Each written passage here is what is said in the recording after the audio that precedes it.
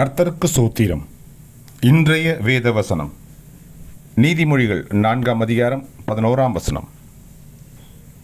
ஞான மார்க்கத்தை நான் உனக்கு போதித்தேன், செவ்வையான பாதைகளிலே உன்னை நடத்தினேன். ஆமென். நீதிமொழிகள் 4ஆம் அதிகாரம் 11ஆம் வசனம். ஞான மார்க்கத்தை நான் உனக்கு போதித்தேன், செவ்வையான பாதைகளிலே உன்னை நடத்தினேன். ஆமென். நீதிமொழிகள் 4ஆம் அதிகாரம் 11ஆம் வசனம்.